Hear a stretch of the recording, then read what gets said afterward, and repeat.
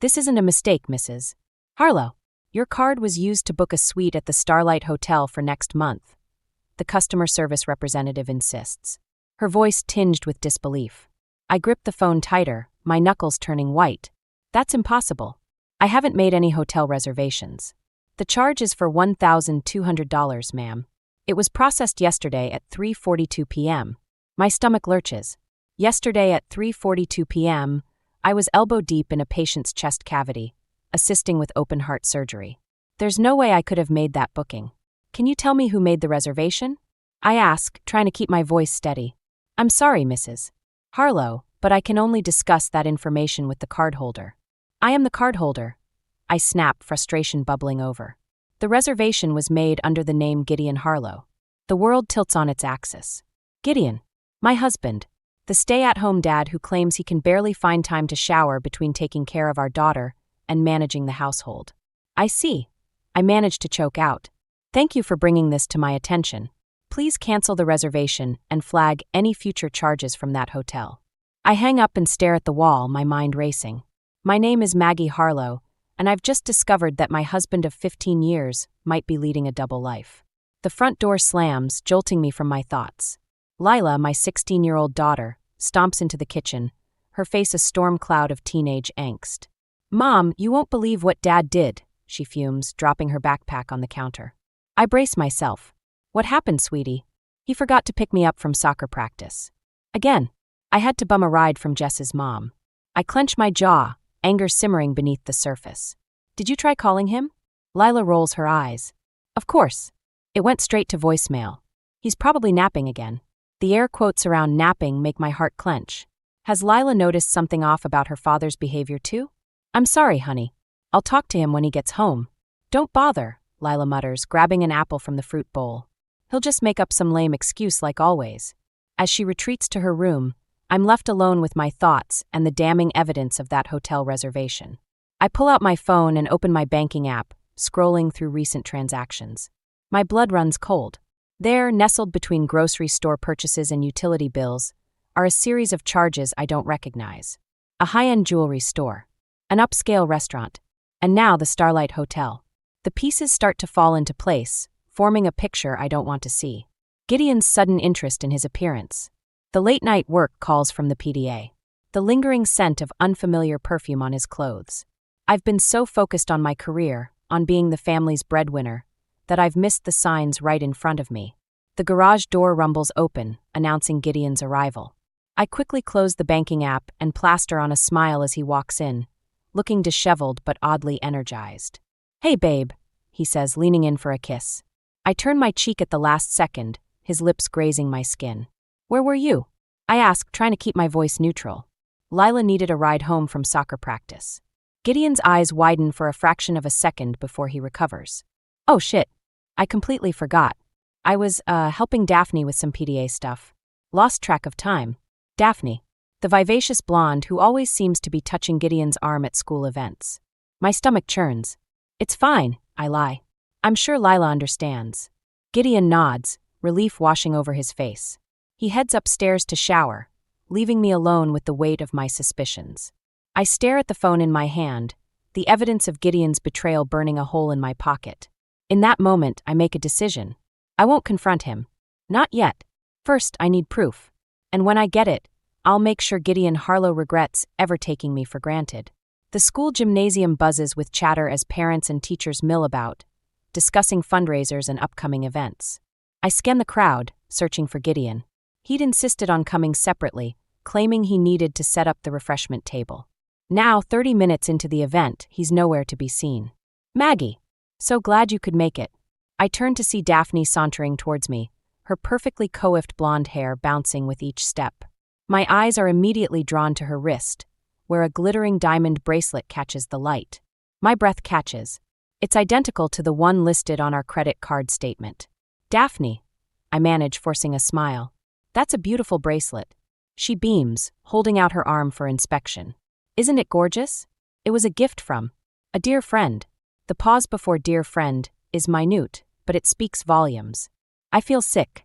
It must be quite a friend, I say, struggling to keep my voice light. Those diamonds look expensive.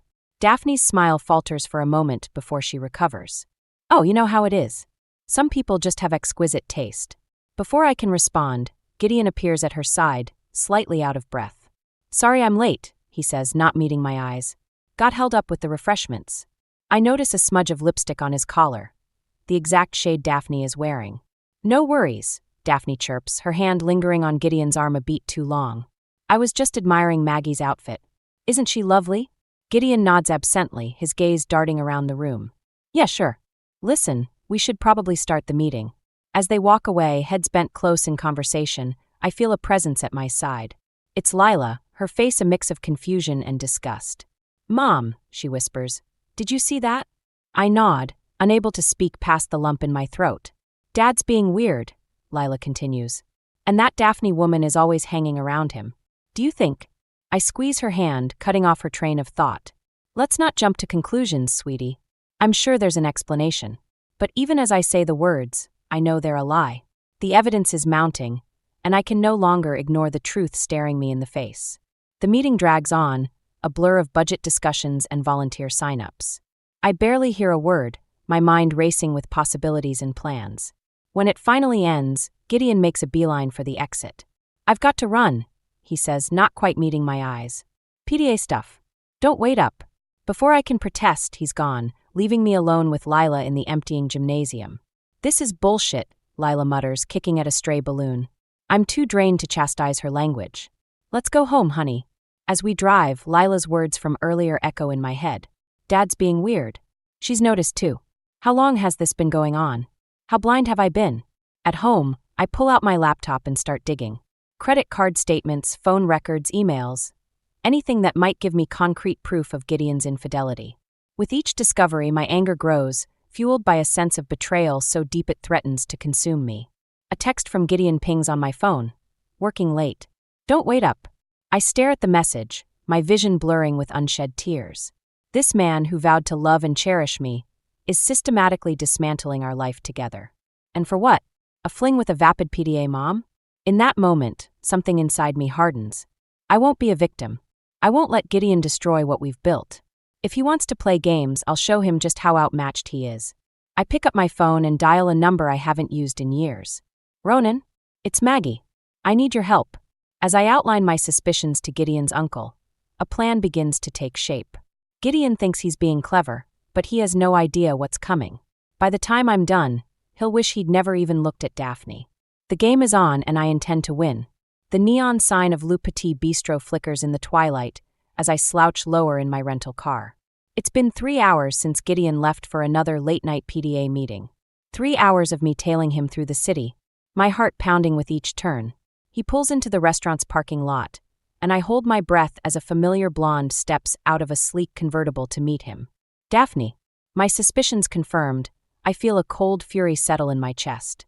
I watch as Gideon embraces her, his hands lingering on her waist. They share a kiss that's far from chaste before heading inside.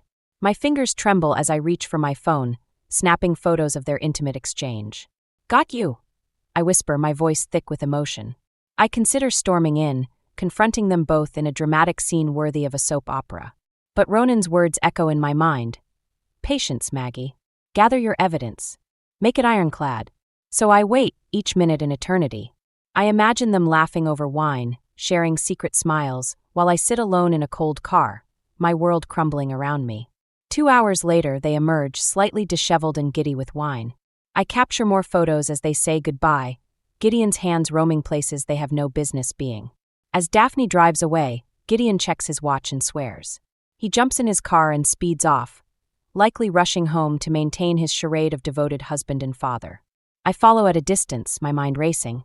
How long has this been going on? How many lies has he told? How many times has he touched me after being with her? When we reach our neighborhood, I park a block away and wait. 10 minutes later, I enter our house, steeling myself for the performance of a lifetime. Gideon's sprawled on the couch, feigning sleep. His shirt is rumpled, and I catch a whiff of unfamiliar perfume as I pass. Hey, I say softly, playing the role of unsuspecting wife. Long meeting. He stirs, blinking up at me with false innocence. Yeah, budget stuff. Boring as hell. How was your night? Oh, the usual. Helped Lila with homework, caught up on some paperwork. Lied through my teeth. Followed my cheating husband. Photographed his infidelity. The usual. Gideon nods, already losing interest. I'm beat. Heading to bed. As he climbs the stairs, I feel a surge of rage so potent it nearly chokes me. How dare he? How dare he lie to my face, sleep in our bed, after what he's done? I wait until I hear the shower running before I retreat to my home office. With shaking hands, I upload the photos to my computer, each image a dagger to my heart. There's no denying it now. No explaining it away. The evidence is clear as day on my screen. A soft knock interrupts my thoughts. Lila peeks in, her eyes red-rimmed. Mom, is everything okay? I quickly minimize the photos. Of course, sweetie. Why do you ask? She hesitates, then blurts out. I saw Dad's car at Le Petit Bistro tonight. With Daphne's car. My heart sinks. Oh, Lila. It's true, isn't it? She whispers. He's cheating on you. I consider lying, protecting her from the ugly truth. But looking into her eyes, I see a young woman who deserves honesty. Yes, I admit, my voice barely audible. I'm afraid it is. Lila's face crumples, and I pull her into a fierce hug. We cry together, mourning the loss of the family we thought we had. When the tears subside, Lila pulls back, her jaw set in a determined line that mirrors my own. What are we going to do? I think of the photos on my computer, of Ronan's offer of help, of the righteous anger burning in my veins. We're going to make it right, I tell her, my resolve strengthening. Your father thinks he can have his cake and eat it too, but he's about to learn that actions have consequences. As Lila nods, a mix of sadness and determination in her eyes, I know we're in this together. Gideon's web of lies is about to unravel, and I'll be damned if I let him hurt us any more than he already has. The game has changed. Now, it's not just about exposing the truth. It's about reclaiming our dignity and securing our future. And I'm ready to play for keeps. The photos burn a hole in my pocket as I pace the living room, waiting for Gideon to return from his latest PDA meeting. My hands shake, a mixture of rage and nervous energy coursing through my veins. Lila's upstairs, headphones on, trying to drown out the impending storm. The front door opens and Gideon saunters in, whistling. The sound grates on my nerves like nails on a chalkboard. Hey, babe, he says, leaning in for a kiss. I step back, my skin crawling at the thought of his lips on mine. We need to talk, I say, my voice steely. His brow furrows in feigned concern. Is everything okay? I laugh, a harsh, bitter sound. No, Gideon. Everything is not okay. I pull out the photos, spreading them across the coffee table like a macabre fan of playing cards. Gideon's face drains of color as he recognizes himself and Daphne in various compromising positions. Maggie, I can explain. Save it, I snap. I've heard enough of your lies. He switches tactics, his expression hardening. You followed me? What? You don't trust me now. Trust you? I scoff. You've been cheating on me, spending our money on your mistress, and you have the audacity to talk about trust? Gideon's eyes narrow. Maybe if you weren't so focused on your career, I wouldn't have had to look elsewhere for companionship. The words hit me like a physical blow. Are you seriously blaming me for your infidelity? You're never home, Maggie, he shouts. You're always at the hospital, always putting your patients first. What about me? What about our family? Our family? I seethe. You mean the family you've been lying to? The daughter you've been neglecting while you gallivant around with your PDA floozy. The sound of a door slamming upstairs makes us both flinch. Lila storms down, her face a mask of fury. Is it true? She demands, glaring at Gideon. Have you been cheating on Mom? Gideon's face crumples. Lila, sweetie, it's complicated. It's not complicated, Lila cuts him off. It's simple. You're a liar and a cheat. Before Gideon can respond, the doorbell rings. I open it to find Tessa, Gideon's mother, standing on our porch with a disapproving frown. What's all this commotion? She asks, pushing past me into the house. Her eyes widen as she takes in the scene. The photos on the table, Gideon's guilty face, Lila's tears. What have you done now, Margaret? Tessa snaps, rounding on me. Always stirring up trouble with your accusations. I laugh incredulously. Are you kidding me? Your precious son has been having an affair, and you're blaming me. Tessa waves a dismissive hand. I'm sure it's all a misunderstanding. Gideon would never. It's true, Grandma, Lila interrupts, her voice shaking. Dad's been cheating. We have proof. Tessa blinks, momentarily stunned. Then her face hardens. Well, if that's the case, I'm sure Margaret drove him to it with her obsession with work. A man has needs, you know. The room falls silent, the weight of Tessa's words hanging in the air. I feel something inside me snap. Get out. I say, my voice low and dangerous. Both of you, get out of my house. Gideon starts to protest, but I cut him off. I want you gone by morning. Pack your things and leave. I'll have my lawyer contact you about divorce proceedings. You can't do this, Gideon sputters. This is my home too. Not anymore, I say firmly. You lost that right when you decided to betray us. Tessa grabs Gideon's arm, pulling him towards the door. Come on, darling. You don't need this. You can stay with me until this blows over. As they leave, I catch a glimpse of uncertainty in Gideon's eyes. Good. Let him worry. Let him wonder what's coming next. When the door closes behind them, Lila collapses into my arms, sobbing. I hold her tight, my own tears falling silently. What do we do now, Mom? She whispers. I stroke her hair, my resolve strengthening. We rebuild, sweetheart. We pick up the pieces, and we make a new life for ourselves. One where we don't need to rely on anyone but each other. As I comfort my daughter, my mind races with plans. Gideon thinks this is over, but he has no idea what's coming. With Ronan's help and my own determination, I'll make sure he regrets ever underestimating me. The war has just begun, and I intend to win. The sleek office of Ronan Harlow intimidates me as I sit across from him, my hands clasped tightly in my lap.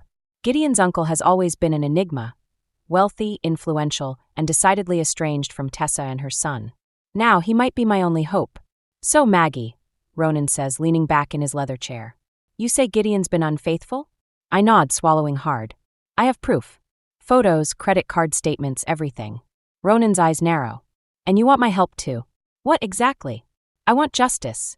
I say, my voice stronger than I feel. I want Gideon to face consequences for what he's done to our family. A slow smile spreads across Ronan's face. I've always liked you, Maggie. You've got fire. It's about time someone put Gideon in his place. Relief washes over me. So you'll help. On one condition, Ronan says, leaning forward. When this is over, you let me offer you a job. That nursing career of yours is holding you back. I hesitate, caught off guard. I'll think about it. Ronan nods, satisfied. Now let's talk strategy. For the next hour, we plot and scheme. Ronan's connections are vast, his resources seemingly limitless. By the time I leave his office, a plan has taken shape, one that will not only expose Gideon's infidelity, but also strip him of the comfortable life he's grown accustomed to. At home, Lila is waiting, her face a mix of hope and anxiety. How did it go with Uncle Ronan? I pull her into a hug. It went well, sweetheart. We've got a plan.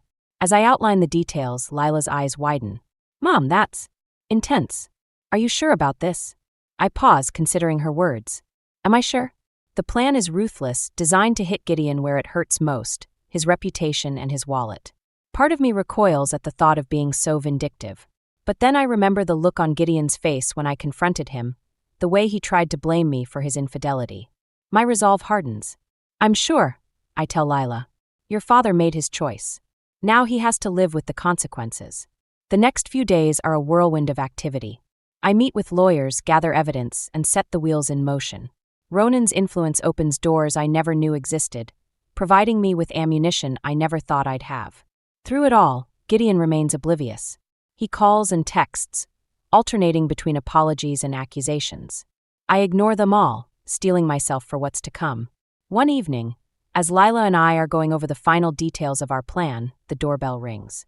My heart races as I open it to find Tessa standing there, her face a mask of disapproval. Margaret, she says coldly. We need to talk.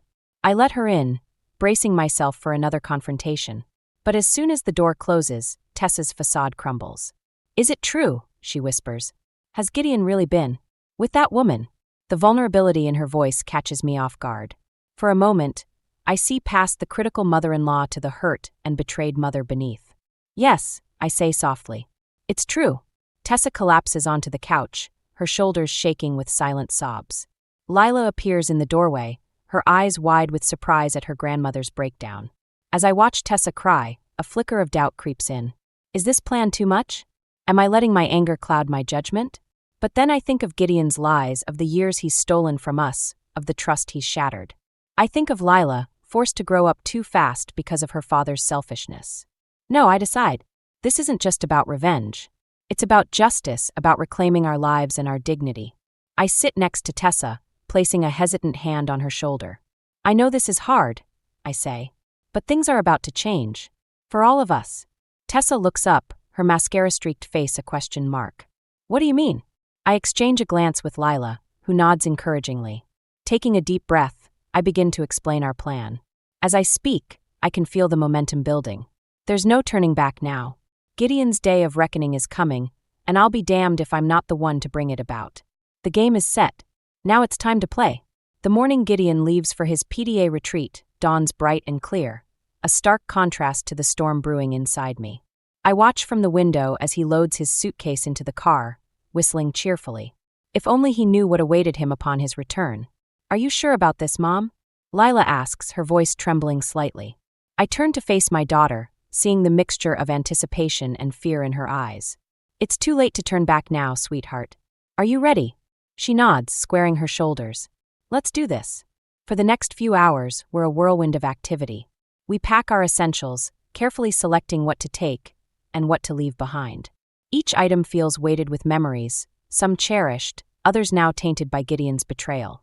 As I place the last box in Ronan's waiting SUV, I pause to survey the house that's been our home for the past decade. It looks the same from the outside, but inside it's been hollowed out, much like our family. Everything's set, Ronan says, his voice uncharacteristically gentle. The movers will take care of the rest tomorrow. I nod, unable to speak past the lump in my throat.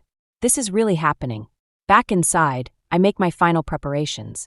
On the dining room table, I arrange the evidence of Gideon's infidelity, credit card statements, phone records, and the damning photos.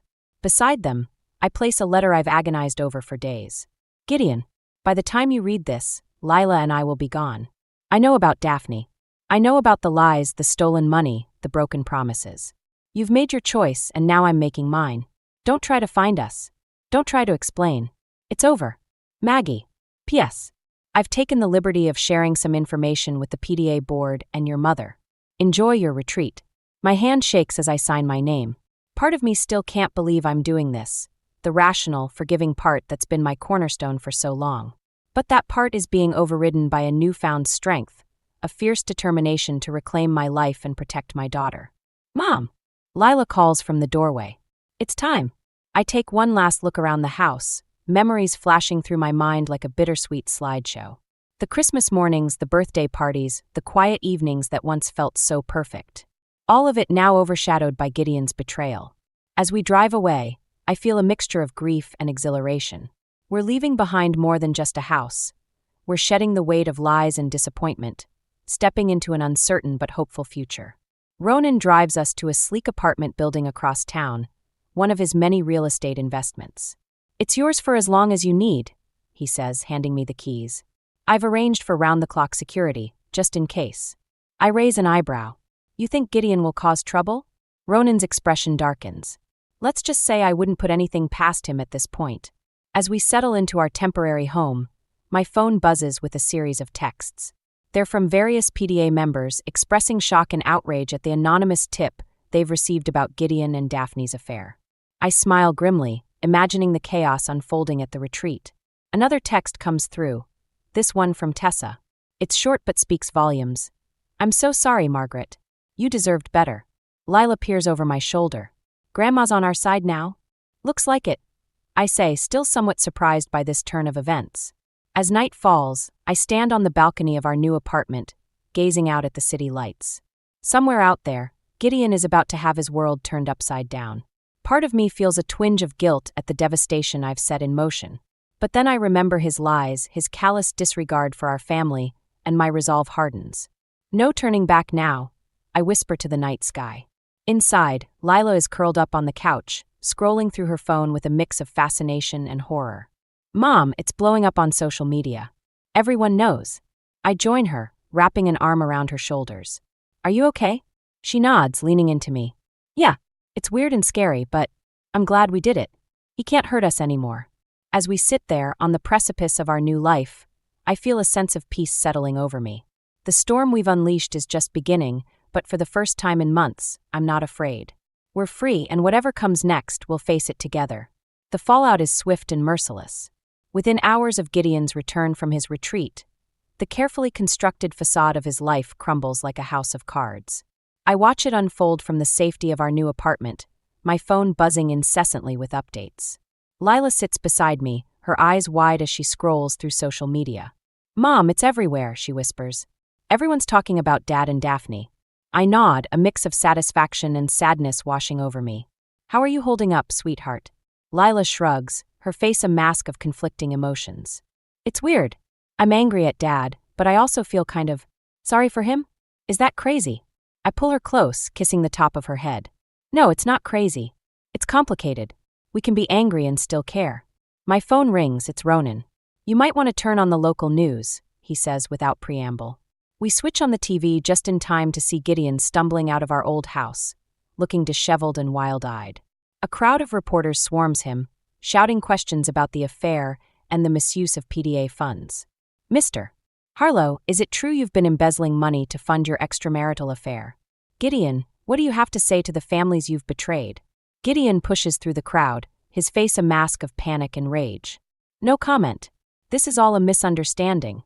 The camera pans to reveal Daphne trying to sneak out the back door, only to be confronted by another group of reporters.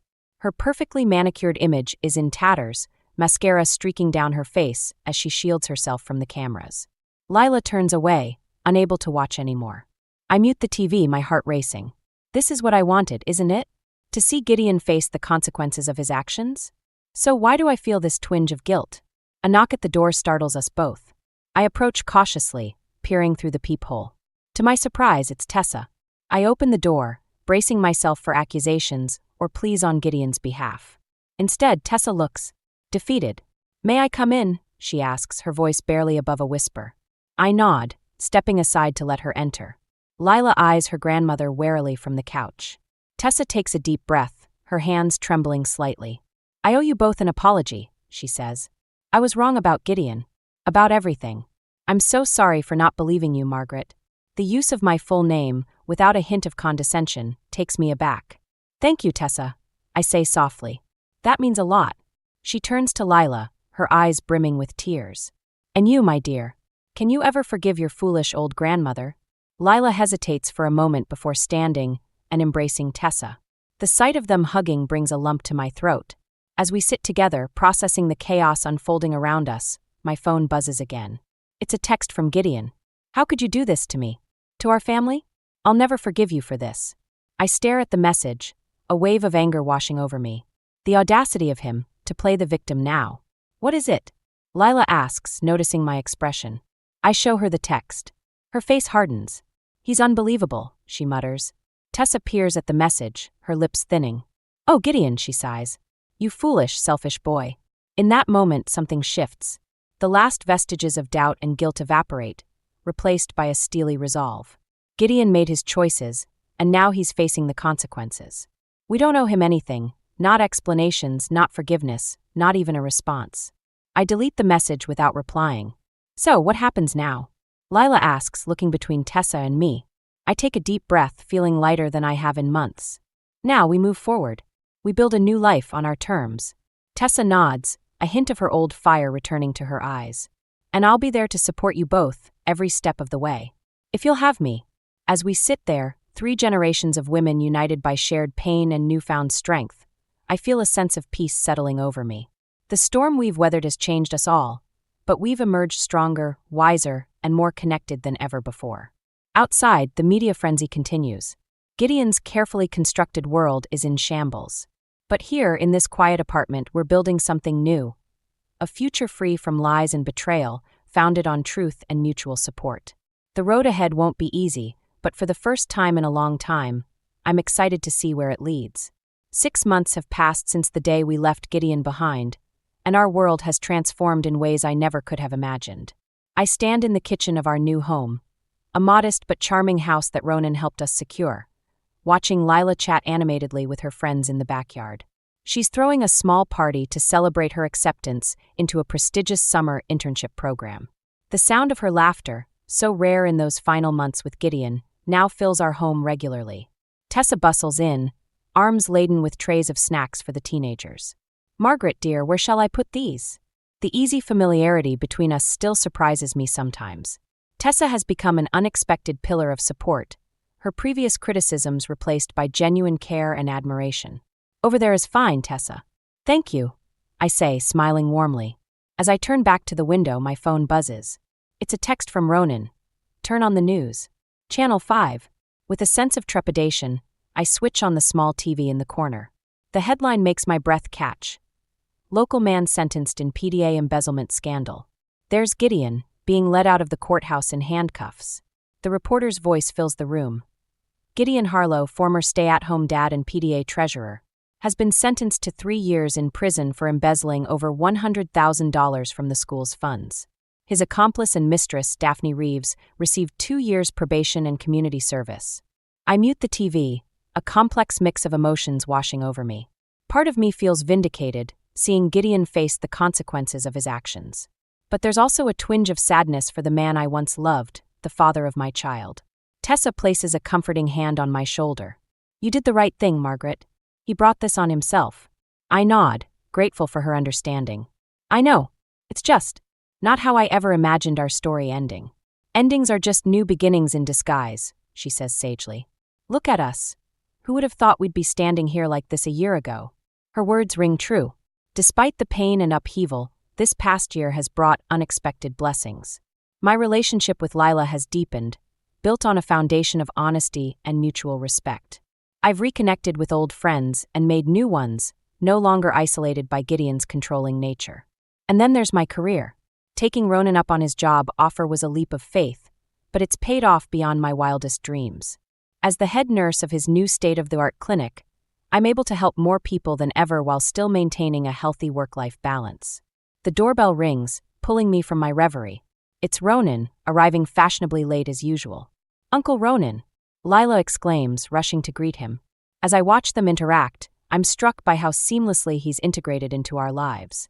He's become the positive male role model Lila desperately needed, and a steadfast friend to me. Later, as the party winds down and the last of Lila's friends depart, we gather in the living room. Lila, Tessa, Ronan, and me, our unconventional but fiercely loyal family unit. I propose a toast, Ronan says, raising his glass of sparkling cider, in solidarity with the underage Lila. To new beginnings, unexpected allies, and the strength to forge our own paths. We clink glasses, the simple act feeling like a victory celebration. As I look around at these faces, my daughter, glowing with excitement for her future, Tessa, radiating warmth and acceptance, Ronan, his eyes twinkling with pride, I'm overwhelmed with gratitude. This journey has been painful and challenging, but it's also been transformative. We've emerged stronger, wiser, and more tightly bonded than ever before. As the evening draws to a close and I prepare for bed, I catch sight of myself in the mirror. The woman staring back at me is different from the one who first discovered Gideon's betrayal. She's more confident, more resilient, with a hard-won wisdom in her eyes. I think of the letter I left for Gideon all those months ago, ending with "It's over." I was right, but not in the way I thought. What's over is the chapter of my life defined by his presence, by the need to fit into someone else's narrative. This new chapter? It's just beginning. And for the first time in years, I'm genuinely excited to see where the story goes.